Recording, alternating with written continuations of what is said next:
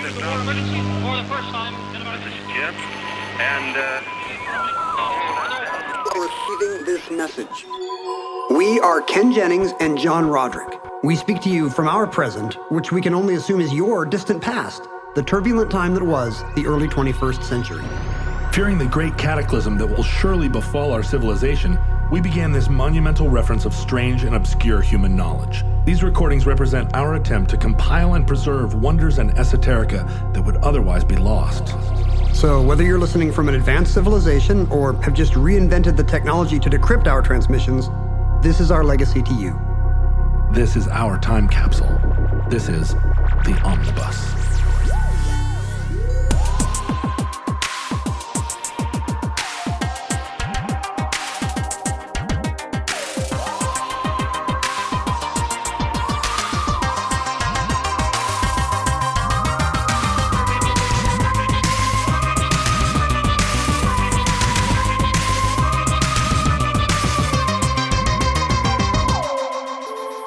You have accessed entry 537.1C0618, certificate number 25369. The golden age of porn. Or prawn, depending on how we title it. Yeah, what happens if you put the word porn in a podcast episode title? Well, a lot of the people that listen to this show on the way to school with their kids are probably going to skip ahead. They're scrambling to re-listen to Balloon Man right now. Kids, did you like Balloon Man? Let's listen to it again. Let's go all the way back and start over. Once again, all these good-hearted Americans out there craving a Ken episode. When will we have the sweet wholesome balm of a Ken Jennings show? And they're like, it's a John week. John show. More depraved John Roderick material. I feel like we're in a competition, a race to the bottom to see who can put out a show that the fewest people listen to. You keep doing theoretical math that people are like, skip. So you're saying your version of theoretical math is vintage porn. Is vintage porn. That's right. We've done some shows that trended over to the blue. We're a blue. Are we a blue state? No, we're a red state. I never get those right. No, we're a blue state. There we go. Because red, if we were the red states, then we would be, that's too communist. So somehow they flipped it. I think it's an accident. It was just an accident. I think it was like one map on ABC one year or something. And now it's stuck. Enshrined. But yeah, I want those listeners to Omnibus that are like busy downloading MILF porn or whatever it is, Finally. We have a lot of those listeners because we have a lot of listeners, right? Anytime you do, and they're not being reached yet. They're like Elf on the Shelf again.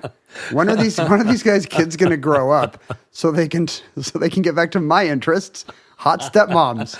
You remember back when we used to do video conference calls as part of our Patreon, right? At a certain level of giving, you were entitled to one 45-minute Zoom call with the two of us. We still do it, but now it's a recorded message.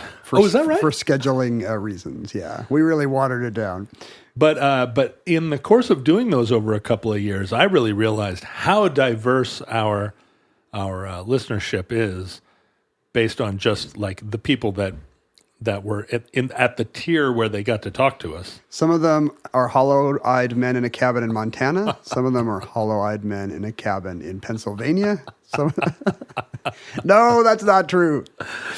But yeah, I figure because this is the show immediately after Valentine's Day, right? The show before Valentine's Day was just some anodyne show about the ancient Greeks. So can I ask you, so this morning I was like, what's your show going to be? And you said, is it the Valentine's Day show? Right. And I said, yeah, kind of. It's the following week. And then you said, I'm doing the golden age of porn. Yeah. Now, is that because you realized it was after Valentine's Day, so it couldn't be a romantic show? Or is this your idea of a romantic Valentine's Day omnibus? How many people do you think break up on Valentine's Day? Oh, wow. I mean, New Year's Eve is a good time to like ruin your marriage, have your marriage end as a result of not something you did, but some kind of big,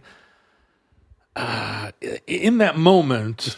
just a drunken blow up, or like I feel like the moment of New Year's Eve is a moment where you either stare into your beloved's eyes and say, to the next year, I'm going to re-up auto renewal of Hulu. Or you stare into one another's eyes and you go, what are we doing? I definitely broke up with someone on on New Year's Eve, and I know one marriage that ended on New Year's Eve. So every New Year's Eve, it's coming, for us on this side of New Year's Eve, it's coming. I would guard your marriage, Ken. I'm pretty worried now. Yeah. Send us your tales of New Year's breakups as a cautionary tale to me. Maybe, in particular. Maybe what you should do if you feel like your relationship is a little unstable, go to bed at 9. Say, you know what, honey? Let's just go to bed at 9. That would preserve my marriage, because that is Mindy's ideal New Year's Eve. Exactly. Is if we were to go to bed at 9. And then you wake up the next morning and you're like, whew, we made it. Y2K didn't happen for our marriage. But I feel like Valentine's Day is, it's a high pressure situation. A lot of relationships probably end there. And the week following Valentine's Day, there's probably a renewed interest in pornography. In MILF porn, right? Do you think we could see this? Like, is there a chart where we could see pornography use ticking up in certain, like, say, after a certain election? Let's see. I am not looking this up, by the way. Yeah, well, you're just trying to keep your search history clean. Yeah, I don't need to clean out my browser results after every omnibus, do I? Do you must have a secret account in some old computer that is just for watching porn in the garage? No, it's for looking up academic research on porn demographics. Right. Well, porn actually does have peak times of year. The thing is, my computer is from 2014. It has every single, when I log on to the internet is like, oh, do you want to watch more cow hoof trimming videos? And I'm like, no, not today. Thank you, internet. And they're like, want to see guys do skateboard tricks where they slide down railings and halfway down, like fall off the skateboard and land on their midsection? And I'm like, no, not today, internet. Internet's really trying to make you happy, and you're just like Charlie Brown. I'm like, no. Not even that. I'm trying to look up porn. God, would you stop? And they're like, are you sure you don't want to see people crash hilariously on mountain bikes? No, thank you. But people do tend to peak watching porn, or rather, that's a weird sentence. Don't say that. They're not peaking while they're watching porn, although some small number of people on mushrooms watching porn, which I do not recommend. I was thinking of a different meaning of peak. Oh, peak. You meant P-E-E-K. Well, I meant P-E-A-K, but in a different sense. Oh, I see. Right. There's so many ways you could say peaking on porn. Close to the end of their viewing. I'm sure many of them are peaking. Yeah. I didn't even like saying that this was an entry. Oh, yeah. This week. It's so many. Look what you've done. So many. Look what you've done. Double, triple, quadruple entendre. But yes, people watch porn in winter, which I think is maybe... It's the coziest genre. Yeah, somewhat obvious. But then they also watch it in late summer. Late summer. And as someone who has had, I think maybe more relationships than you, although it's not a race, it's not a comparison. I would assume so. Yeah, no. If it is, fewer probably wins, honestly. Oh, I see what you're saying. Well, maybe according to your moral compass. But I tended to get into relationships in spring and fall. Oh, you think that's when people are unattached, summer and winter? Well, I don't know if you get into relationships just because other people are unattached. No, I think it's because you're seeking something. In the spring, you're seeking some kind of renewal. Pollen? Yeah, pollen. You're seeking pollen. You know, the birds and the bees. The trees are smelling weird. You're like, I got to get out there. And then in the fall, it's such a romantic time. But you don't want to start a relationship in midwinter. And I don't think so in midsummer. But you're saying the porn numbers are higher because people are unattached in those months. Oh, I see what you're saying. That's the theory behind doing this show right after Valentine's Day. Sure. Is that you've had, a few days for the relationship to be over and a lot of angry texts. But what if relationships begin on Valentine's Day? I guess they don't. What kind of weird relationship would begin on Valentine's Day? It's true. It would involve a Valentine's Day first date. Can you imagine? It's a lot of. It happens. It must happen. It happens. I mean, there's a lot of pressure out there, a lot of cultural pressure. Yeah. to be coupled on Valentine's Day, so it must happen. I feel like it's a plot of a 30 Rock episode where accidentally it is. It's the guy who's only seen 30 Rock. This reminds me of a 30 Rock episode. The only show I've ever watched. It feels. I think the John Hamm era, however long that lasted on 30 Rock. I think their first date was Valentine's Day. Completely accidentally. I want a parallel universe where you've only seen the sitcom Benson, and everything reminds you of an episode of Benson. I did watch Benson in too. its era. I loved Benson. And Benson was a spin-off show of Soap, which was a little bit harder of a watch for me. Well, I think that was Billy Crystal star vehicle, right? Well, I mean, he was in it. I think of it as a Katherine Hellman video. Sure. Or a vehicle. But yes, it was kind of a satire of primetime Dallas type shows. I can see why it wouldn't work for a Gen X kid. I never watched it. Because I didn't watch Dallas. And so getting a spoof of Dallas. Exactly. I mean, it was sort of SCTV era where a lot of the SCTV stuff, you would think I would have been prime SCTV watcher, but I didn't. It compared unfavorably with Saturday Night Live for me. But in our universe, you're a 30 Rock fan. And let's get back to calendrical porn. Oh, you want to go back to porn? Okay, all right, Ken. Yeah, why are we talking about Benson? When brought up Benson. When there's a wide world of lasciviousness and debauchery. So I should say to our listeners, we're in a different bunker. We've transferred bunkers. It can't be. Yeah, can you really transfer bunkers? I mean, your life is okay if you keep moving bunkers. We've had only how many bunkers have we had? We've had 3 bunkers. Mm-hmm. And sometimes we have done, only a couple of times have we done shows elsewhere. Yeah, like my house. Or like we've done them live. That's and true. On a cruise ship.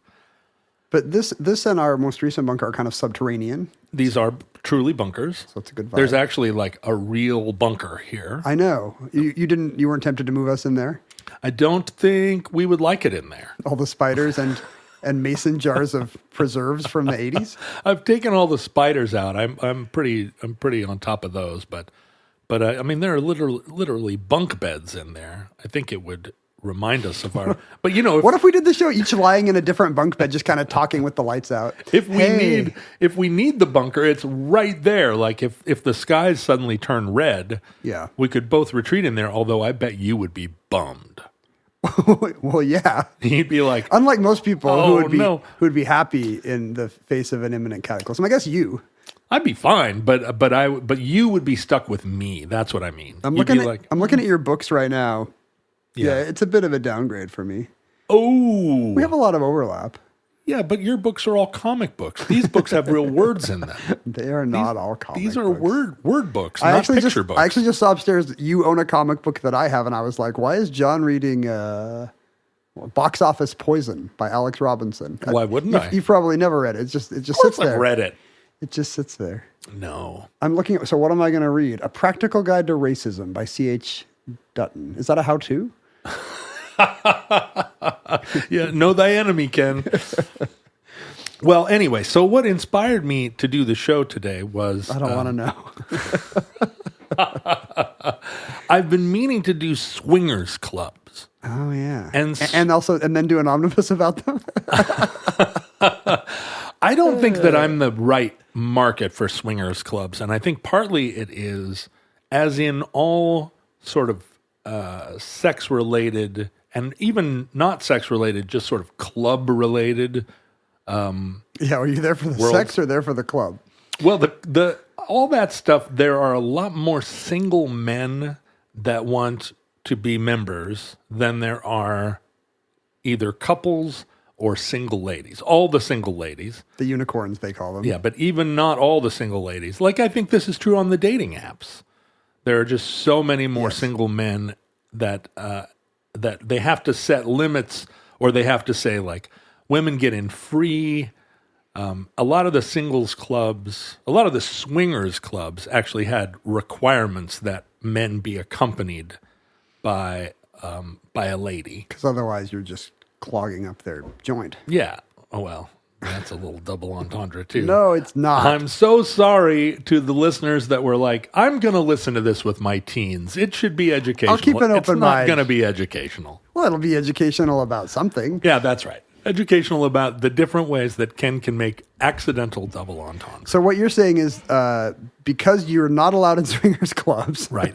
Well, I'm not the audience for that because I don't know. I feel like exhibitionism isn't like a massive It's still a thing, right? for me. Like there is a Seattle orgy scene. There is. I believe. There is. This is third hand when it gets to me, but yeah, where are you learning about that? Just like overhearing stuff at Starbucks? Yeah, or? just in the aisles of Trader Joe's. Mm-hmm. Oh, you go to bookstores, and bookstores are full of creeps. Oh, is that where those guys are? Well, no, but you can hear creeps talking to each other. I'm in cheery Seattle independent bookstores full of cats, full of moms crocheting, smarty pants. But no, there are creeps there too. You just have to learn to identify them. I'm going around the aisles listening for the. But there are a lot of different kinds of clubs. One thing about having actual sex is that you need to do it with someone else. You can't do it at home unless you're married. And you said this wasn't going to be educational. Yeah, that's right. That's right. There are kids listening, Gen Z or Gen Millenn, or as we say, or Gen Alpha, who are like, wait a minute, you have to do sex with other people? They're taking notes. No, they do not want, famously, they do not want sex content. No, they don't. They don't at all. They've all noped out. Only Gen X is left. We've created a safe space with the specter of sex. When we talked about Tom of Finland on an earlier episode that a lot of people punched out of early. Is that true? I think if they were driving their kids to school, there was a, pornography is ancient, of course. There are all the terracotta pots with Greeks and Etruscans. And there's sutras. Yeah, there's temple walls lined with that's right, all kinds of shenanigans. Like throughout the East, lots and lots of sexy content. But sexy content on film, as you can imagine, was one of the first applications of film that people could. People were like, "What would I do with a camera?" Let's see. There was that movie of the train pulling into the station, and a lot of people were like, "Oh, is that a metaphor?" So in the first kind of thing that made printing photographs cheap enough to, actually make it a viable form, like in newspapers, was the development of halftone printing, where gradations of gray were accomplished by using different sized dots. If you look at a black and white photograph, it's not there. There's only black and white, but depending on how small or large the dots are. People who grew up with printing maybe didn't even think about this, but that did not come out of the faucet that way. The existing means of printing did not allow you to put photographic stuff on paper, because how do you do grayscale? That's why books had like those tipped in color inserts for so long, because there was no way to put photography in the book proper with the same printing tech. Yeah, it's why the same halftone printing is used in color too, because there are really only the three colors, and but different size dots. To the eye, it blends together. So you look at a newspaper photo close up, you'll see the. Is that still true? Yeah, that's still true. Yeah. How else would you do it? How else would you do it? You're not putting 50 shades of gray in your. Or even the book 50 Shades of Grey. You got it. You brought us back around to porn. To me, that's erotica. Oh, sure, erotica. Well, that will come into the conversation. But halftone printing. What she said. Oh, halftone print. Where's my bell? Oh, the bunker doesn't have a bell. Oh, we do have the ship's bell. Dong. Ken, I am so sick of my mobile phone provider. Why is that? Oh God, they've just got all these fees and bills and fees and bills. They got fees and bills and all kinds of other things. If you haven't looked around, you might get the impression that you're just going to be overpaying for mobile for the rest of your life. I do get that impression. But in fact, that's not true. Well, what can you, I mean, how do you help me? There's so many worlds and only 3 mobile companies. That's what they want you to think. Yeah, that is what I think. Because then you'll be like, oh, another big monthly bill. Oh, look at all these penalties I got for my overages. I guess that's just how everything sucks now. And that's how a lot of mobile providers suck, but not Mint Mobile. Mint Mobile? Mint Mobile will rescue you. They have premium wireless plans that start at just $15 a month. I don't know about you, but I was paying more before I switched to Mint. Well, yeah, I'm paying a lot more than that. More, well, what right? about high-speed data and unlimited talk? All their plans have high-speed data, unlimited talk and text, and they have the nation's largest 5G network. But I've had my phone number since the early since 1994. Is that true? No. I think mine is close, though. 1994? No, but it's like early 2000s. Yeah, I've had mine since 2000. I don't want to give up my phone number. You don't have to. You can bring your phone number with you no matter which Mint Mobile plan you choose, all your contacts.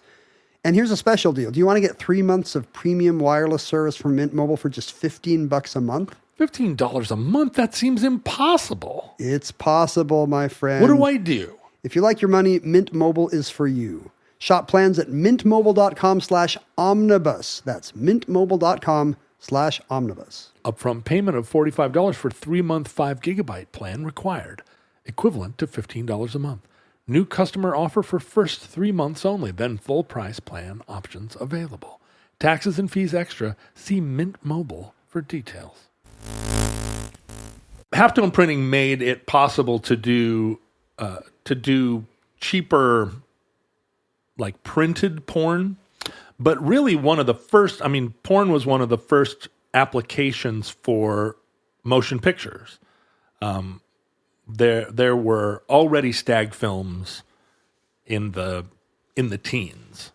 Famously, the 19 teens. I hope you mean. Okay. In 1915, there was a kind of what's regarded as maybe the first real porn movie. It was called A Free Ride or A Grass Sandwich. A grass sandwich, and it was a story, a great story. I mean, most porn films were short. It was a great story of a man in a fancy car who happened to be wearing a large fake mustache. Picked up 2 hitchhikers who were, 2 comely ladies. And I think I see where this is going. Yeah, and then he stopped because he had to pee, and they snuck out of the car to watch him. Tee-hee. And then they both needed to pee, and he snuck over and watched them. The very first porn movie is like pee stuff? Yeah, is this in Germany? They're not doing it on each other or to each other, but it's the act of watching somebody pee that excites it titillates them. Their World War I era. That's right. Wow. So even before the war, and then they, I guess they have a grass sandwich. Whatever that. Do you think that was a phrase at the time? Or did you think this movie... Is this like, oh, you kid? Yeah, did this movie coin the phrase grass sandwich? I don't know. I've never heard it. I've never heard it before. And I haven't seen the film, but in reading the description of it, I couldn't quite figure out like what made how grass played into the sandwich. I guess because it's outdoors. That's a little transgressive at the time. Right. In the open air. Do you think the guy has a fake mustache on so he won't get recognized? Well, this is the thing about stag films, and we talked about stag films in a gay context during the I don't remember. Hanky Codes? Tom of Finland? It was Tom in the Tom of Finland show. But stag films were always a very popular kind of like attraction at fraternity parties, at Elks clubs. And they were very much like a public, like a community building thing, where they would. That's what you would want for porn. You'd want a bunch of other dads with beers in the room. They were almost always silent films, even into the 50s and 60s. Oh, so you could Mystery Science Theater them. That's exactly what people did. People would hoot and holler. A bunch of guys in the fraternity basement, and they would watch the grass sandwich, as we now say. And they would, the funny guys would provide a running commentary. So it makes it slightly more wholesome because you're not alone in your room like a guy in a dirty bookstore. Right. No, you're with your friends kind of having a laugh like, look at this kind of silly stuff. What would the wife think of this? And there was a lot of in those stag movies, a lot of kind of comedy, intentional, like spoofing, a lot of fake mustaches, because there was and all of in Stag, there were no credits, right? There was no copyright. None of the actors or actresses wanted to be identified. But even pseudonyms, they didn't. There was no. It just the movie started, and when it ended, it ended. So there must have been. I mean, there must have been a way to monetize this stuff at first, even if weird unauthorized dupes of it play forever, thanks to some creepy guy with access to a chem lab. Yeah, you would be selling them. There wasn't any some mail order. You're not getting residuals, right? Exactly. As an actor, you're not opening up your SAG. The residuals might be check. a rash. A rash, yeah. Yeah, they would even mail order, it would have been this would have been part of the obscenity question, using the U.S. mails. So they had to Comstock Act didn't get defanged until 20th century. Right. So. Well, this is all happened. Most of this is happening in the 20th century. But I'm just saying that it might have still been going, right? Like, yeah. I don't know whenever those landmark cases, the D.H. Lawrence or whatever, whenever those happened, but they probably went into the 40s and 50s, right? Yeah, well, it was illegal to mail contraceptives into the 70s, but the Comstock Act... And it may be again soon, who knows? Well, that's the thing. It has recently started to play into it's what they call a zombie law. There are provisions of it that make it illegal to mail contraceptives or drugs related to abortion. And as different states in the country start to outlaw abortion, then Comstock law comes into effect. This is the executive branch lever that could effectively ban abortion nationwide, right? If it were enforced. Yes, right. So a lot of these, a lot of the obscenity rulings, and as we'll see, obscenity rulings have gone through a lot of permutations, and they are, they bounce down to states, people file suit, then it makes its way to the Supreme Court. The Supreme Court kind of has been amending various statutes for. They say they know it when they see it. And years. But do they? That comes up too. I mean, it's culturally mediated. It's definitely going to change over generations. Well, for some, there are it could shift either way, I guess. Some people that are still using 17th century definitions of obscenity. Yeah, I mean, Fanny Hill is still in print. The porn from that era is as popular as ever. Some of the people that have 17th century moralities are sitting on the U.S. Supreme Court even as we speak. How many Catholics can you get on a 9-person Supreme Court? 10, 11, 15? We don't know. Now, listen, this is not going to be an anti-Catholic show. And one of the reasons I didn't do swinger clubs is that swinger clubs, trended into the early, and by early, I mean, we're talking about the late 60s now, when there was a sudden kind of explosion of acceptability in porn. We talked about this on Tom of Finland. There was, an increasing willingness on the part of actual artists to engage with sexuality in terms that made it, that really pushed the idea of, does this have artistic merit? Mm-hmm. Does this fall under the First Amendment? But also, with the advent of the pill, a lot of liberalizing, as a fallout of kind of the 50s Playboy, the obscenity charges around comedians, Lenny Bruce. There was a cultural momentum that was trying to, I think, liberalize across a wide variety of, as you said, the obscenity laws were applied to literature in the early part a lot of the test 20th cases century. are against James Joyce and D.H. Lawrence novels. Exactly. The stuff on the fringes that maybe didn't have the artistic value. Sorry, porn. Sorry, porn. Benefited in the slipstream.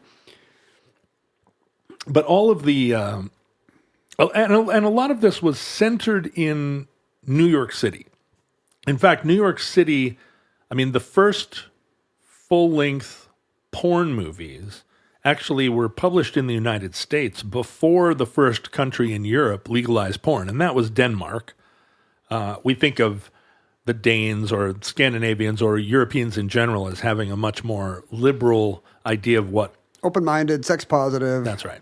And the Danish legalized porn as a way of, kind of like the Dutch legalized marijuana, as a way of bringing it into the open air. Getting the vice elements out of it.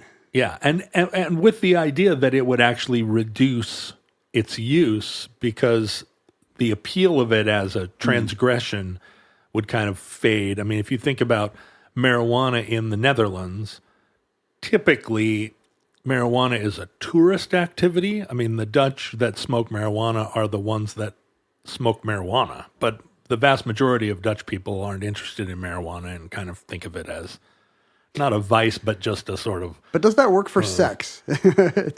Well, no, although what we're seeing on the internet now is a real trend toward kink. Because... Is that right? I guess I see that when they show the maps. What porn every state is Googling or whatever, and you're like, really? Yeah, and I think it's because there's so much porn on the internet, and it is so... I mean, there's so much of it that it started to become siloed, like, oh, you're just into straight... Now people can specialize. Missionary. It's harder and harder to be transgressive, and there is an element of sex that it's the transgression that appeals to people. Right. Because normal, healthy, and by healthy I mean healthy in the health science class sense, but, you know, like procreative sex, like not only is it boring, but it feels, I mean, it's not boring. Listen, it can be very exciting. What's the Woody Allen joke? Everyone I've had was right on the money. But it almost ends up being a kind of part of the contemporary conversation around inclusiveness. And for whatever reason, part of the psyche wants something weirder in many cases. Yeah. In the late 60s, people started pushing the boundaries of what could be published in magazines, what could be shown on film. And there were a lot of sort of early, if you think about those early Playboys, they're really just topless models. There's there's nothing below the waist, really. But in New York City in particular, there were a lot of peep shows that started to play stag films as commercial material in Times Square in little 50-seat theaters. Right. And as the kind of center of this explosion, if you will, in culture, Greenwich Village and Times Square, there were quite a few people that were using the artistic merit, using the First Amendment as ways to publish what would become, or what you would call explicit material that involved actual sex, visible to genitalia, hardcore pornography. That's right. Al Goldstein and his magazine Screw. The subtly titled magazine. I mean, Al Goldstein really was an innovator in this space. He had a magazine called Gay. He was somebody who was really, really trying to ultimately profit from. Yeah, it's a big audience. Yeah, it's the Republicans buy sneakers too theory. But for gay porn. They had a real hard time expanding outside of New York City. It was hard to you couldn't mail this stuff. In Connecticut, nobody wants that. And he attempted to open clubs and start magazines in other parts of the country, and even in Los Angeles, his businesses all failed.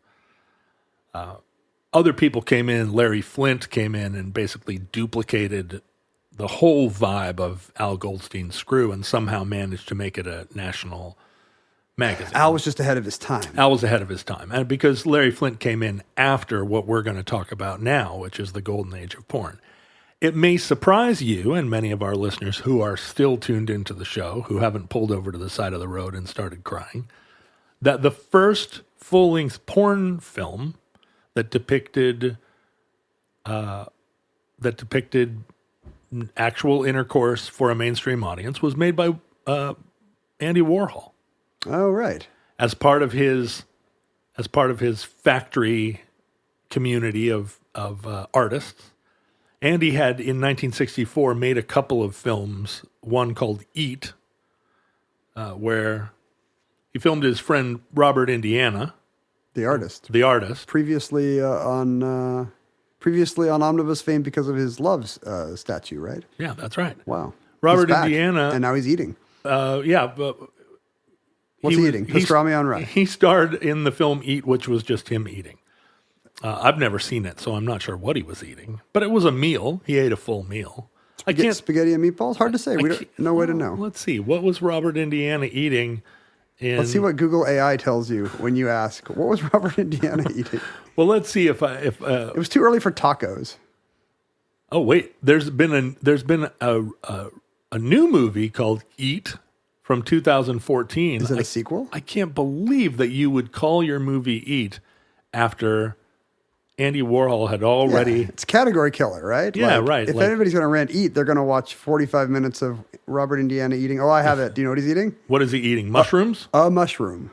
Oh, he eats a mushroom. Yeah, very slowly, apparently. I feel like I could eat a mushroom in less than 45 minutes. Like, I could eat a mushroom right now in 44 minutes, and I wouldn't even break a sweat. Even if it was one of those big ones, even like a portobello. Currently on IMDb, the movie Eat... with Robert Indiana has a 3.6 out of 10 rating. So not super fascinating. Nobody's favorite. And I'm sure it's hard to see. I'm sure it's the kind of thing you have to wait for the moment of screen. Oh, I bet you the whole movie is like right up inside Robert Indiana. You know, we should have an omnibus film festival where all the movies we've talked about, I guess every show has a movie in its secret code. Except for this episode. We cannot show all the movies we're talking about today. Yeah, I guess not.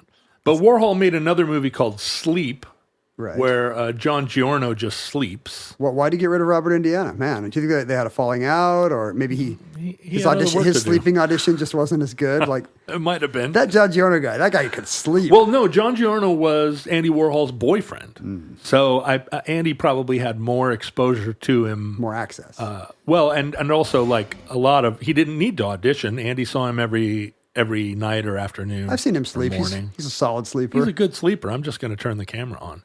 And so Andy had always wanted, these movies were made in 1964. Andy always wanted to make a movie with another 4-letter word. Even though neither eat or sleep are 4 letters. Yeah, that's right. But the average of them is 4 letters. What I meant was word, another one-word title. One-syllable Anglo-Saxon word. Yeah. And he felt like maybe that was a little too...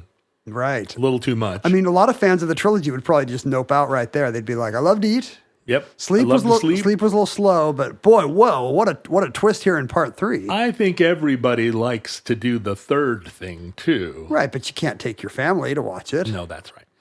But Warhol filmed what the working title was F asterisk CK. In the current parlance. Literally, no. It's 26 things it could be. So do you know, so Andy's movie was called Blue Movie. Do you know where the origin of blue as a term for like ribald story comes from? I mean, this might be the first time a blue movie is a pornographic movie. Mm-hmm. But I think blue might have already meant dirty because of comedians that would work blue. That's right. The first, I think there's somebody who took. There's different versions of this. I think there's somebody who had family jokes on one color card and then the naughty jokes on different color cards, so he could tell at a glance. You mean a comedian, like a on stage? Comedian. Yeah, like Borscht Belt. He could tell at a glance whether he was working from the right deck for the 9:00 show or not. The first published instance of a blue story being called that is as long ago as 1890. Oh, wow. So even before really... before there was pornography. There was already before genitals existed. But the reason Warhol's movie was called Blue Movie is when he was filming it, he used a certain film stock that was geared to for outdoor filming, but he used it inside, and it produced a blue tint to the film. And when he watched it, when he screened it for the first time, he said, "Why is it blue?" And some, fellow filmmaker was like, "Oh, well, you used the wrong film stock." And he said, "Well, I guess we'll call it Blue Movie." There we go. Yeah. It's not a bug, it's a feature. It's not a bug, it's a feature. And of course, at this point, Warhol had his own movie theater in Greenwich Village on Bleecker Street called the Garrick Theater, where he showed all of his own films. And so he premiered Blue Movie at the Garrick, which is it's a small theater. Yeah, the Garrick Theater is still there in New York. And the thing is, I've walked by it 1,000 times. And, well, the crazy thing about Greenwich Village is you walk down the street and every single place has some incredible history in American artistic life. Bob Dylan performed here. Yeah, but every one of them now, over here. They're all just selling T-shirts and snow cones. Correct. And so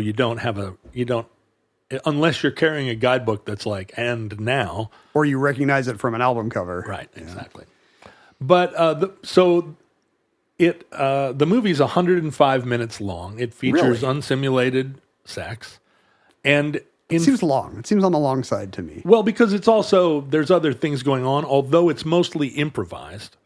And the sex is actually pretty casual. It stars Viva, who was one of Warhol's muses. She's a model? And a kind of, Factory girl. And Lewis Walden, who went on to, both Viva and Lewis Walden went on to be actors in other films. Adult film stars or like? No, they appear, Lewis Walden appears in Taxi Driver. Huh. They're bit players. They're just like on the New in York other scene. films. Yeah. A Blue Movie was released June 12th, 1969. Nice. Yeah, that's right. And that is just 2 weeks before Denmark legalized pornography. So Warhol ahead of the curve. 69 is the same year that like Midnight Cowboy wins Best Picture. So a movie about kind of the sleazy side of New York sex work, which gets an X rating to indicate that it's not for families. Right. Like literally wins Best Picture. Hollywood's changing too.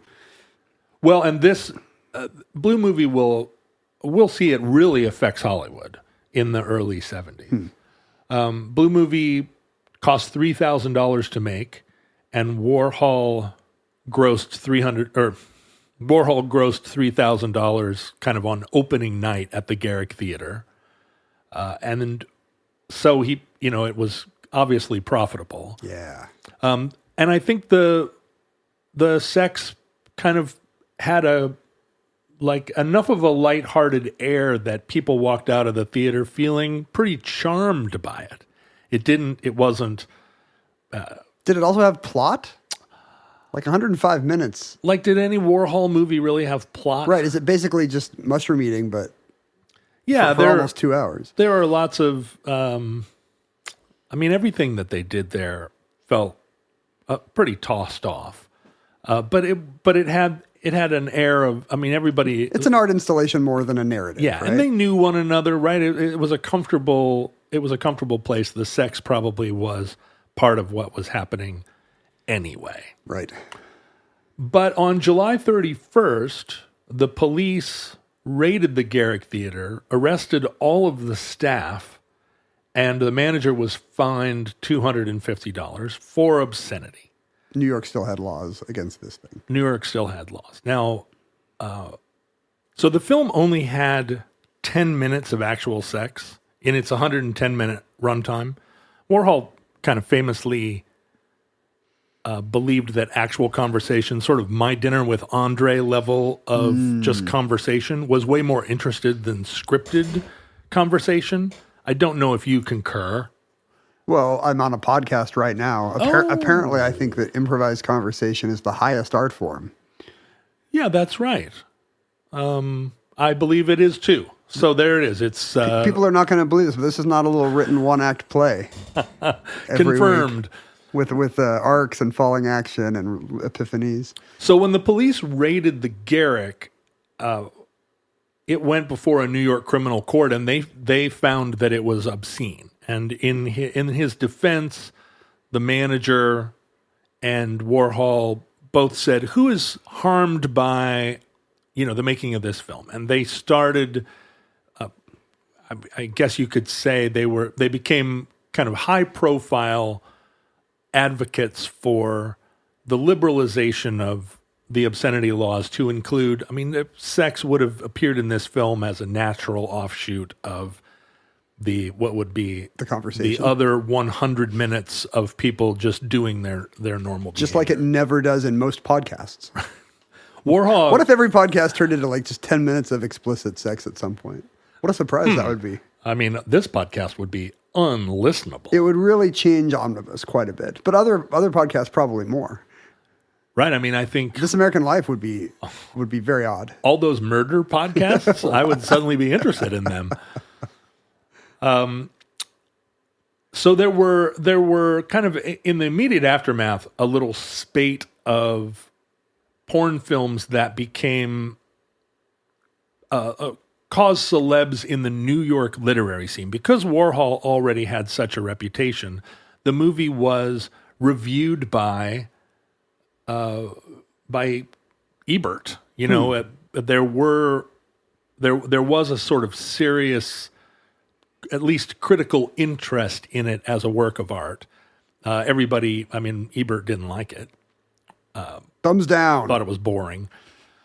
And it probably was. But there was then a gay pornographic film called Boys in the Sand that also had, in this case, maybe more of a plot, a narrative, like a boy goes down into the sand. It was, filmed in... There's going to be a sand sandwich. Yeah, that's right. Sand sandwich. Filmed on the beach, and there was, how did he get here? Oh, my goodness. And that played at the 35th Street Playhouse in New York. This was in 1971. And again, was treated somewhat as a legitimate, maybe not a thing that you would go to see with your family, clearly. But there were a lot of theaters off Broadway and off Broadway that were doing more edgy material at this point. And this was...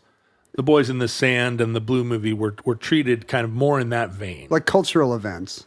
Even though in Times Square, people are watching peep shows with maybe just occasional vice busts, like it's a high-profile thing like this that actually goes to court. Yeah, there were people in black leotards who were at a theater one block away doing shows about Vietnam that would have also probably trended toward obscenity, but it was New York and Times Square kind of had special dispensation. But it became a conversation happening in the cultural elite. A lot more people were talking about these films than ever went to see them. And because the First Amendment was a hot topic, there was a lot of advocacy for porn that stretched to people that wouldn't have otherwise supported it. Yeah, you get First Amendment absolutists saying, hey, I would, the same way that ACLU is like, we don't want to defend the Illinois Nazis, but we're gonna. You get a lot of people saying, hey, porn's bad, but we have a First Amendment for a reason. Casting back to Oscar Wilde, who by this point in time had been completely rehabilitated, and those prosecutions and all those literary prosecutions were seen as unjust, and those books no longer scandalized. Yeah. There was a sense, and we see it today in the critical consensus. There is a lot of critical advocation for things that are done on the grounds of acceptance and inclusion. I thought you were going to say done on the ground. And they're done down on the ground. Like a grass sandwich. It's a grass sandwich. The real turning point came in 1972 with... Your birth. No way, you're 69. No, I'm from 68. Oh, wow. I'm before all this. I'm from a clean country. You're watching with interest as a 4-year-old. Yeah, you come into this clean country in your silk suits, That was me before the moon landing. And one could argue that the Saturn V rocket is just, all that footage is really just a porn movie. Right. Right? We're penetrating the heavens with our rocket, big phallus. The rocket probably had to be phallic. It probably was not a design choice. The UFOs are all shaped like Frisbees. So there's got to be, what's going on with them? But the UFOs are somehow escaping, they're reaching escape velocity. Via other means. Through mysterious means that we don't have to figure out. Photon drives. Well, they're probably all constructed in space. That's how UFOs are designed. I'm just saying, even if there's some parallel matriarchy running a space program in the late 60s, I don't know what a vaginal rocket looks like. Well, here, I've got a pencil and a piece of paper. Let's see if we can get to work on this. Ken, how you sleeping?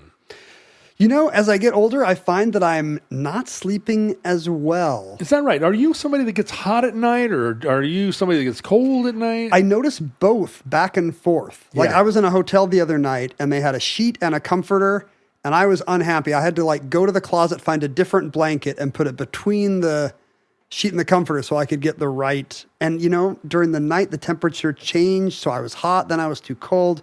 What do I do, John? What's the fix? Well, the interesting thing is you're going to think, if I'm too hot, I need a certain kind of solution in my bed chamber. And if I'm too cold, I need, more. Or, flannel different. sheets or something. Exactly.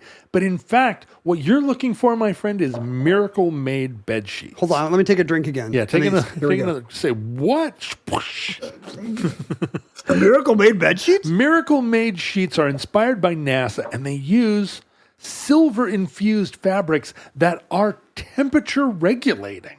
The crazy thing is that I'm also inspired by NASA, and yet it never occurred to me to infuse my bed sheets with silver. I wonder if being infused by NASA increases your self-regulation of temperature. It sounds like it doesn't. It seems like Miracle Made must be more inspired by NASA even than I was, because I never thought of putting silver in bed sheets. Yes. And they did. Silver-infused bed sheets are thermoregulating, designed to keep you at the perfect temperature all night long, no matter the weather, so you get better sleep every night. Plus, the silver prevents up to 99.7% of bacterial growth. Oh, yeah, it's a natural antibacterial. That's right. So they stay cleaner and fresh 3 times longer than other sheets. Think about all those years when I didn't have silver in my bed sheets. I know. Think what I was missing. You were you were probably just living in a teeming cesspool of bacteria. They're really nice sheets. They're really comfortable. You're not sacrificing by switching. No, they are luxuriously comfortable, and that's another thing inspired by NASA. Famously, all their spaceships luxuriously comfortable, but they're without the high price tag of other luxury brands. So they feel as nice, if not nicer, than sheets used by some 5-star hotels. And you can prove it. You can go to trymiracle.com/omnibus to try Miracle Made sheets today. Try them for yourself or for a loved one. Either way, you'll save over 40%. And if you use promo code OMNIBUS at checkout, they'll toss in a free 3-piece towel set and save you an extra 20%. Miracle Made is so confident in their product, it's backed with a 30-day money-back guarantee. So if you aren't 100% satisfied, you'll get a full refund. So you'll see their great price at no risk to you. Upgrade your sleep with Miracle Made. Go to trymiracle.com/omnibus. And remember, try that code OMNIBUS at checkout to claim your free 3-piece towel set and save over 40%. Again, that's trymiracle.com/omnibus to treat yourself. Thank you, Miracle Made, for sponsoring this entry in the Omnibus. So Deep Throat Deep Throat was released in June of 1972. June seems to be the time where porno movies are released. Despite your theories about how early summer pales next to late summer. Blue Movie came out on June 12th, 1969. Deep Throat came out on June 12th, 1972. I mean, it is tentpole movie season for any definition of tentpole. It starred Linda Lovelace, and it had a plot as maybe tenuous a plot as it is. It was like a scripted film. Linda Lovelace, as an actor, over the course of her life, has published 4 different autobiographies. From her Christian era, her post-Christian era. Yeah, and there were, in her early ones, she was a strong advocate of the film and everything that it wrought. in her later era, she published 2 more autobiographies that claimed that she was coerced, right, and that the film, I mean, that she was raped in the process of making the film. Not impossible, right? I mean, not impossible. I'm sure there was trafficking and borderline trafficking in a lot of these filmmaking enterprises at the time. And her husband was present on the set, and by all accounts was, kind of coercive and violent. Oh, really? Threatening. Like he's also her manager and her pimp. But the film was an enormous success. And when you look at the books, the film was really funded by, I guess, what you would describe as the Colombo crime family. Oh, really? Yeah. And so the mob got into producing porn right at the beginning, and you have to think that the mob was already producing stag films. It was something that kind of went hand in hand with. But they're also a forward-thinking people. Yeah, that's right. They're hardy immigrants. That's right. I mean, they're always looking at the next horizon. The mob is gone now, and everyone is perfectly assimilated, and like high fives all around. But the mob was deeply involved in prostitution, and you have to assume that a lot of the stag films were the products of. Right. You're not holding open auditions. Yeah, exactly. Yeah, you have a stable of workers. But they funded the movie. It cost $22,000 to make, so quite a jump from Warhol's $3,000 Blue movie.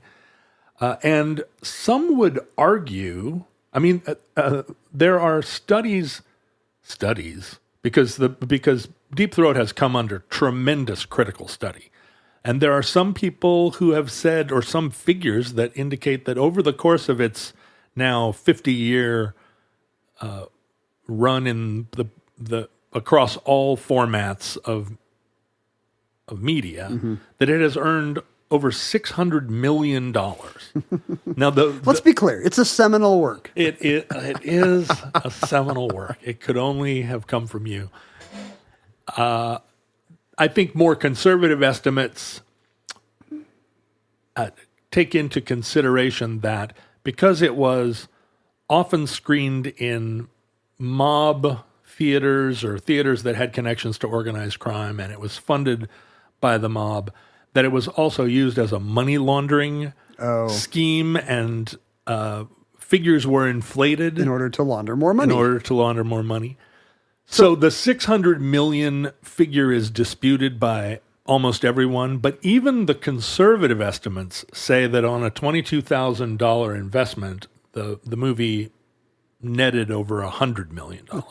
It's a 9-figure profit. Well, how can we afford not to make porn? Well, right.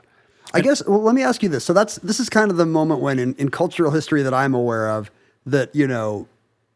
and Mrs. America occasionally decide to go see a porno, and not a stag film, but like Deep Throat. So they're going to, are local theaters playing this? Like if you live in Milwaukee or Portland, Oregon, you can go see Deep Throat? Well, as it went across the country, there were innumerable obscenity busts, and all of it fueled the publicity of Deep Throat to the point that Johnny Carson mentioned it on his in his monologue. And the New York Times wrote a 5-page article on what they termed porn chic, because all of the big celebrities now were going to see Deep Throat, and Martin Scorsese went to see Deep Throat and praised it. Again, Ebert was a little bit of a stick in the mud. He said, if this is the effort that has to go into sexual liberation, maybe it's not worth the effort. Is this that's good. Is this before or after Ebert wrote the screenplay to like Beyond the Valley of the Dolls? Like he dabbled in Russ Meyer era softcore, right? Yeah, he saw the benefit of trash, but not quite to the level. I mean, I don't think he objected to it on obscene grounds. He objected to it because the acting was stilted and the plot was boring and dumb. I wish it had come out late enough for him and Siskel to fight about it. I know. Siskel's I thought she was very good. I thought she had a very natural quality. I like your Siskel. I don't have a Gene Siskel impression. I mean, one of the things that promoted it was that Al Goldstein's Screw magazine, which was in New York, like it was a cultural force. And Al Goldstein's review of Deep Throat said that he had never been so moved by a film. And so it became one of these where people were talking about the reviews of the movie as much as the movie. Yeah. It gathered steam. It was... And you get think pieces about the phenomenon, that are not about the movie. But what does it mean that this movie is catching on? Yeah, and why is Jack Nicholson going to see it? I mean, now I really want to see it. And it was often relegated to the theater on the edge of town, or almost always at first. But the more people went to it, the more it became available. And it spawned... There we go. A whole series in 72 and 73 of big, they weren't a series, but I'm saying that, there were, people recognized that this was a new art form, and started making feature-length, plot-driven pornographic films. What's interesting is that the movie came out on June 12th, 1972, and 5 days later, June 17th, 1972, the Watergate burglars, if they had just gone to a dirty movie instead, history could have been so different. Well, no, what happened was the FBI agent Mark Felt, who ended up informing Woodward and Bernstein, was coined Deep Throat by Ben Bradley because that was really of the moment. He was a deep background source. Right. I remember in the movie, in All the President's Men, they make a little joke of it, like they're calling him Deep Throat. Just like in the Carson joke. Well, what's funny is that Bernstein, in all of his notes that he took about the interviews that he did, he in his notes said MF and then when the notes became public and he was questioned about it, he said it stood for my friend. And then later on was like, boy, I wasn't very good at tradecraft. It's funny to imagine, like, if he just means it, like, if he's just writing Mother Effer. Like, Mother Effer says the committee to re-elect is corrupt. Mother Effer says follow the money. The movie Deep Throat was ultimately ruled obscene in 1973. By all its viewers. By Ebert, and then everybody followed suit. Judge Joel Tyler, who ruled it obscene, described it as a feast of carrion and squalor. Is that the definition of obscenity? Yeah, and anything that's a feast of carrion and squalor is illegal. Oh, man. But in December of 72, Behind the Green Door, starring Marilyn Chambers, was released. It was the first film directed by the Mitchell brothers, who were the proprietors of the O'Farrell Theater in San Francisco's Tenderloin. So just like Andy Warhol, they got a vertical. They can. That's right. They have their own theater. They directed Behind the Green Door. And the O'Farrell Theater actually survived until the pandemic. Huh.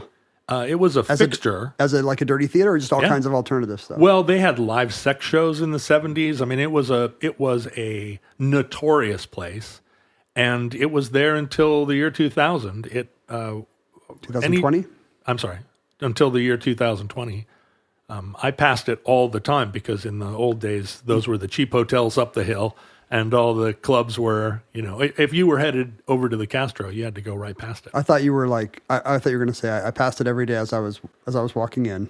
As I would head from my hotel. It had a fantastic to the sign, theater, and it was a place where a lot of because the Mitchell brothers were fixtures on the San Francisco social scene, kind of friends of celebs, seedier celebs. But Hunter S. Thompson was one of their buddies. He claimed to have worked at the Mitchell Theater, sort of incognito in the 80s. Can you imagine trying to buy a ticket for a dirty movie and it's Hunter S. Thompson? Hunter S. Thompson. Selling you your ticket, tripping balls. The sad end to the Mitchell brothers was that Jim Mitchell actually shot his younger brother Artie and killed him in 1991. The Mitchell brothers, whom I just heard of for the first time, killed each other? Yeah, well, one of what them killed the other. What a roller coaster for me. I guess you can't kill each other. Yeah. He was in prison until 1997. So, yeah, I guess. Well, no, you could kill each other, I guess. Not with it's difficult with guns. And then finally, the big movie that really like capped the golden age of porn was The Devil and Miss Jones, where it's a pun. This is what we grew up with, which was like movies, porn movies. Imagine porn movies where the title was a twist on a blockbuster. Yeah, like Flesh Gordon came out sometime later, right? And The Devil and Miss Jones starred Georgina Spelvin, who was actually a Broadway actress who went into the film auditioning for a non-speaking, non-sex role. And the director was so taken by her reading. And she was credited with like very natural, very kind of like the sex in Devil and Miss Jones seemed like less performative. Yeah, and like it was integrated into the plot more completely, and it was a film that was eminently watchable. Ebert gave it 3 out of 4 stars. Does Ebert just do nothing but rate porn movies at this point? Well, no, he's rating all kinds of movies, but we have sort of retconned Ebert into the role of like America's film reviewer. Even though at the time he was kind of a minor reviewer. Like really you want to know what Rex Reed and Gene Shalit thought about The Devil and Miss Jones. Yeah, but we'll save that for the full omnibus about Gene Shalit. He's become our like, yeah, exactly. He goes back. And can you think of other cultural sort of eminences that have this effect where like retroactive like that? Where they were just local broadcasters and now we think of them as titans of their era? I don't know. It's just for Ebert, he was just like kind of last man standing, right place at the right time. But yeah, he was just some Chicago kid, right? But the end of this era. So the golden age is 72 to We're what? 69 to 74 or 5. There's a lot of argument that the golden age of porn continued all the way up until porn movies started being filmed on video. Oh, right. And all the way through the 80s. Isn't this the plot of Boogie Nights? The video VHS is going to kill porn by getting rid of the artistry. And there were I mean, most porn films were filmed on film, and that was it's why the filmic quality of them is still pretty good, but the actual films are kind of unwatchably bad because a lot of the time they only had a day, maybe 2 days to make the movie. And because setting up shots with a film camera is not as simple as just pointing the camera and turning it on, right. They had a limited amount of time to do reshoots, retakes of scenes, so they kind of went with the first scene. Videotape made it easier to make porn, but then increasingly the internet, of course, reduced the need. Videotape reduced the interest in feature-length films because you could just fast forward to the part that you wanted to watch. Right. Yeah. You didn't have to sit there and on a reel. Yeah, watch them kind of have a stilted conversation. The pizza guy come over. Yeah. Oh, it turns out the cake he wanted frosted was me.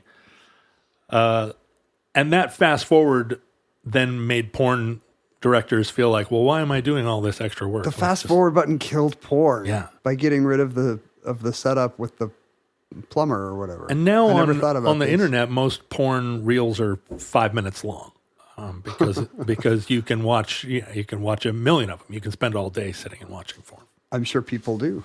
But the thing that brought this initial era of porn chic kind of to a close was a man by the name of Marvin Miller, who sent out a mass mailer in Newport Beach, California, just sort of put a mailer that had pictures of all his different wares, including these films, Devil and Miss Jones, but also magazines and stuff. And the mailer arrived at a family-owned restaurant in Newport Beach that goes unnamed. And the son and his mother who run the restaurant were so scandalized by this mailer that they called the police.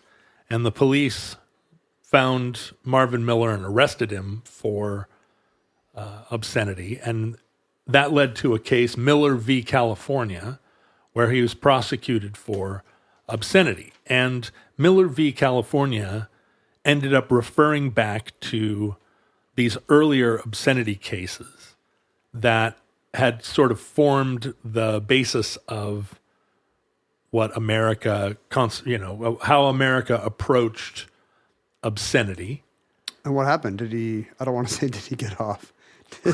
Go ahead. Was he found guilty? Go ahead and just say it. Was he found guilty? Well, what the court determined in California, and this was reaffirmed by the Supreme Court, became known as the Miller test, which was a sort of three-pronged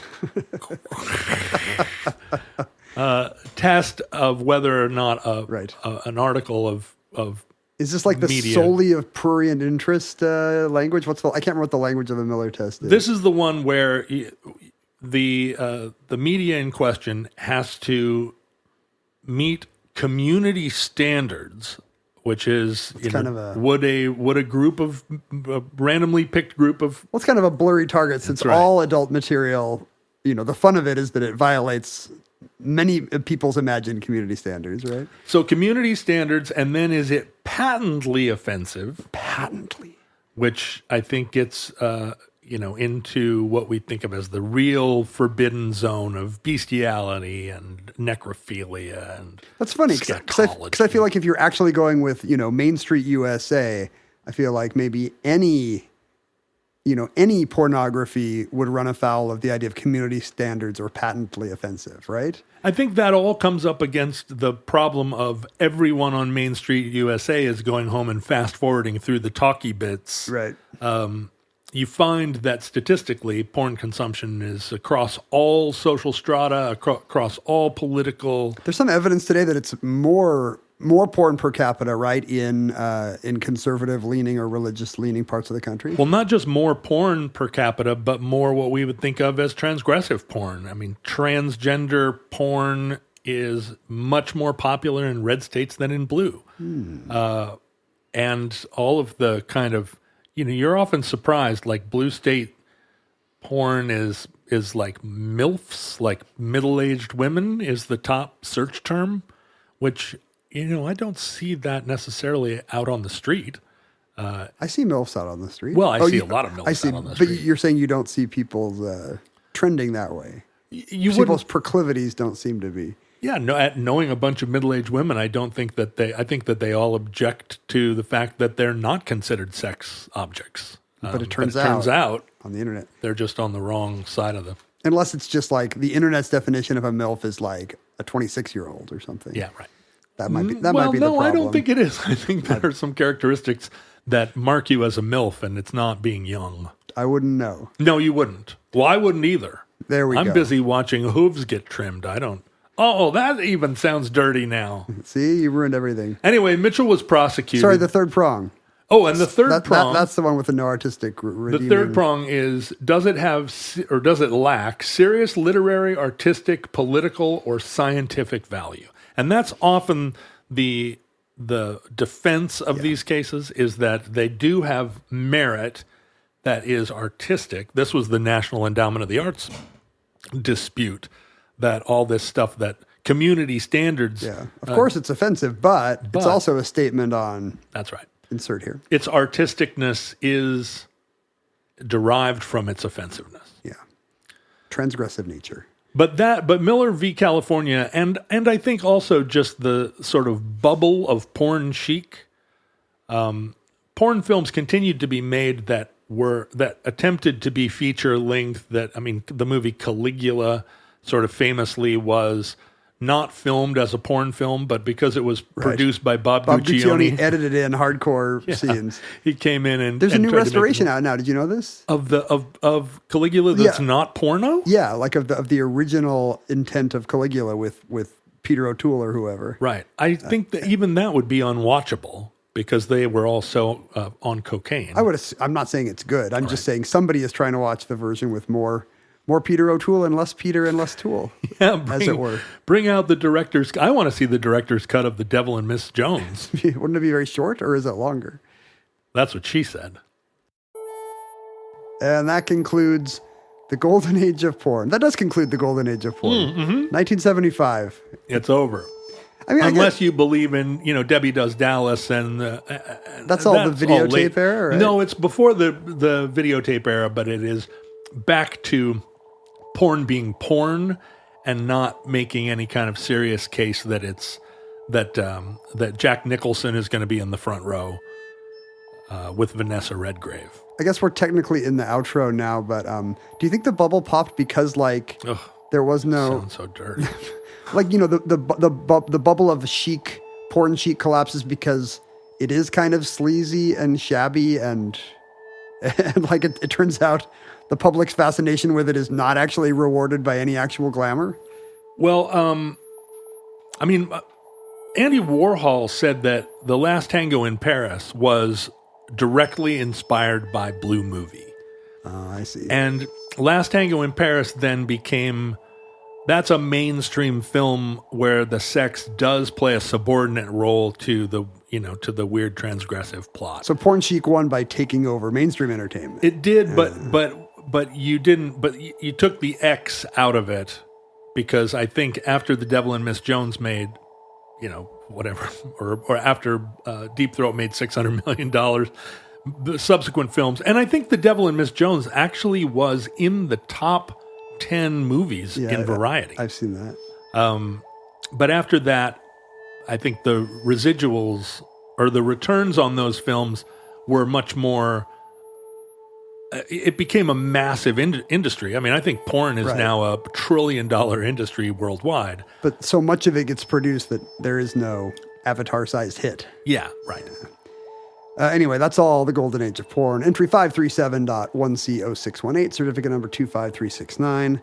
In the omnibus, thank you for celebrating Valentine's Day. That's right. With us. I hope your relationship did survive Valentine's Day and you and your significant other are watching porn together. If you have time to do anything else on the internet, you could have found us at some point on social media at Omnibus Project, at Ken Jennings, John Roderick. I don't know. What's your OnlyFans name? I don't even know. I've been encouraged to start an OnlyFans or a what are the new ones? The Cameos. And it always feels just like, I don't know, $75 to wish somebody a happy birthday? That doesn't seem like... I mean, it only takes 5 minutes, but I don't know. If there's a ton of demand for either of us to do an OnlyFans or a Cameo... I think I'll do a Cameo and you'll do an OnlyFans. There you go. It's been decided. There you go. You can email us at theomnibusproject@gmail.com to complain about this or any of John's shows. Send us physical items to P.O. Box 55744, Shoreline, Washington, 98155. We're actually recording this in December, so that we're in our Christmas card era. Oh, yeah. Which means viewers are sending us holiday greetings. Ho, ho, as she said. Wow. You can tie in anything. The Comistras of Wisconsin, I want to say, sent us their Wizard of Oz themed holiday card. Thank you, Comistras. They have what? Oh, they have a. There's no lion. Oh no, there is a lion. They had, the baby is Glinda, the Good Witch, I think. Yeah, that's nice. They have the right number of people for that. And Scarecrow. That's what. Oh no, wait. There's no witch. Mom is a scarecrow. I spent way too long trying to figure this out. Go ahead. There's no witch. They're all the good guys. The family. Mom has a pointed hat, but I thought she was a witch. She's a scarecrow. So who is? How do you have Wizard of Oz without any villains? It's just a merry walk through the woods on a yellow brick road. That's what she said. It's a grass sandwich. The Donahues have a Detroit Lions themed holiday card they wanted to send to us. Tess and Bill foreground their cats. We used to do the thing. I think we have a lot of friends who are now at the age where their kids are cute, but the parents no longer feel cute. So the cards are all the kids. Yeah. And at some point, if you don't have kids, or once your kids stop being cute, you move on to this. Yeah, but your cats. Here are the cats. I mean, are those cats cute? Rate those cats. Give it a Siskel and Ebert. I mean, I will do the thing where all dogs are 11s. These are pretty cute cats, though. Are they? Yeah, I mean, take a look. You and I are not cat lovers, but those are some. I mean, I do love cats. Those are some cute cats. You don't like your cat. Well, I don't. I can't have cats close to me because I'm allergic. Let's see. I think that the orange cat clearly has a lot of intelligence, but is a little chunk. What are their names? Pippa and Buster? Is that Pippa, right? Buster, Tess, and Bill. I believe Tess and Bill are the humans. You don't have to. Please don't rate them. Well, no, there are 4 cats here. Are there 4 cats? Yeah. And I think the 2 kind of modeled cats, one is sort of gray modeled, one is sort of... Are you not seeing the same cat twice? Models? Because I think their envelope said from Tess and Bill. So unless 2 of the cats are in charge of the Christmas card list. Does this cat look like this cat? I don't think so. Maybe, though. Maybe. Do you have cat blindness? I mean, look, on this one, what appears to be Pippi is wearing a pink collar. Well, anyway, I do think that the gray cat... They're both pretty chunk, let's be honest. And that's I think, a feature. I think that's a feature in a cat for You sure. don't want like live cats are like scary. You're always thinking about all the birds they probably killed. No, I like these cats, actually. They do seem nice. Oh, wow. These cats, these pictures are taken in front of a white Christmas tree, these 2 pictures. Hey. And the cats are not currently knocking the Christmas tree over, so they seem like great cats. Maybe it's a photo studio. And they immediately knocked over the tree at home. Please send us photos of your cats or anything else to the aforementioned. Did I already say the address? P.O. Box 55744, Shoreline, Washington, 98155. You know, I was in that post office the other day. It's still under renovations. But now they have some of the boxes that start with 66, and I'm very confused. Uh-oh. Is that where the devil has his P.O. box? That's the neighbor of the devil. The devil in Miss Jones's P.O. box? Neighbor of the beast. I missed the actual joke. God. What did you say? The neighbor of the devil? The neighbor of the devil. Hodly. It's the neighbor of the beast. That's it. So what does that mean? Does that mean that that mail from 98166 is now going to our post office? Sounds like it. Who will be the brave viewer to try 98166 and see how long it takes to arrive? Well, what it suggests is that your mail spot is consolidating. It's like the nexus of reality. It's starting to conglomerate. Well, but people are getting put out of work who worked over at 98166. My guess is they're just renovating 98166. Oh, that's how it works. I don't know. And the big layoffs of the Postal Service are not going to begin until the new postmaster. Later this year, yeah. Until Elon Musk is made postmaster general. It's going to be so efficient, finally, at the post office. That's right. The Hyperloop. It turns out the military and the National Park System have been losing money for years. Is that right? And we can turn all this around. You know, I think there are pretty clear ways where the military could make money. If I were in charge extortion? of the military, yeah, and my mandate was make money, I'd be like, I think I'm well equipped. Yeah. I mean, if I'm at the Pentagon, I've been losing hundreds of billions of dollars for decades. Right. And I've got a pretty good stash. You know, I've got a lot of material should I want to become a profit-making enterprise. I mean, if you think about the world, there are a lot of despots sitting on fat sacks of cash whose military would not even challenge one aircraft carrier. That's right. It feels like, wait a minute, how are we letting them get away with that? What is the Sultan of Brunei exactly? Why have we allowed him to... Because he's on the same sex jets with our billionaires. That's why. Exactly what it is. That's why he gets away with it. Sex jets. Everybody just wants a sex jet. Maybe that's why porn declined. The rise of the sex jet. Well, I think the porn chic probably declined because of that. Probably a little bit, or whoever had to clean it.